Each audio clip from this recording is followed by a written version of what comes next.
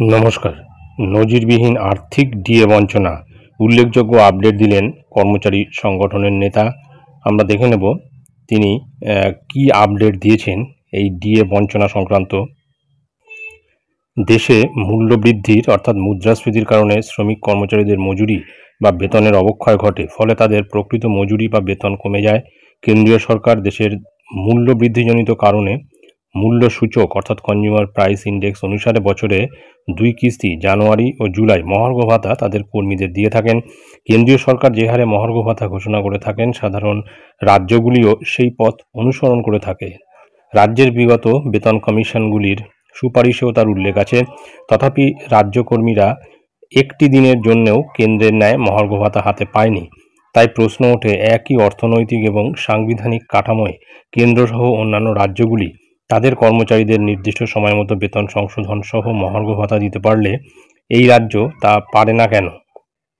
মহার্ঘ ভাতা যে দয়ার দান নয় তা উচ্চ আদালতও বলে দিয়েছেন। দ্রব্যমূল্য বৃদ্ধির কারণে বেতনের যে অংশ ক্ষয় হয় তা পূরণের জন্য মহার্ঘ ভাতা প্রদান করা হয়। তাই মহার্ঘ ভাতা সাংবিধানিক তথা মৌলিক অধিকার।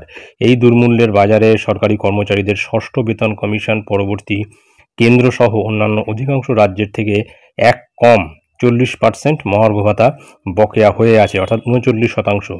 এর ফলে এই রাজ্যের একজন সর্বনিম্ন 17,000 টাকা যার মূল বেতন, সেই বেতনভোগ কর্মচারী 17,000 টাকার 39% ডি অর্থাৎ 6,630 টাকা প্রতি মাসে কম পাচ্ছেন। অর্থাৎ নজিরবিহীন আর্থিক বঞ্চনা, যা বিগত বাম জমানাকেও হার মানিয়েছে। কারণ বাম সরকার বিগত পঞ্চম বেতন কমিশন লাগু পরবর্তী 1/4/2008 থেকে 1/12/2010 পর্যন্ত মোট 8 কিস্তি বা 35% মহার্ঘ ভাতা প্রদান করেছেন।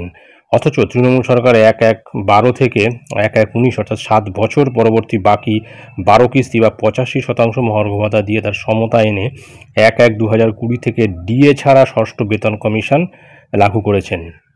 এখন মহার্ঘ ভাতার কথা উঠলে নুন আনতে পান্তা ফুরোনোর গল্প শোনাচ্ছেন। মাননীয়া বলছেন যে ডিএ দেওয়ার স্বাদ আছে কিন্তু সাধ্যি নেই, অথচ তিনি মহার্ঘ ভাতা দেওয়ার অর্থ ভাণ্ডার থেকে দান খয়রাতি করেই চলেছেন।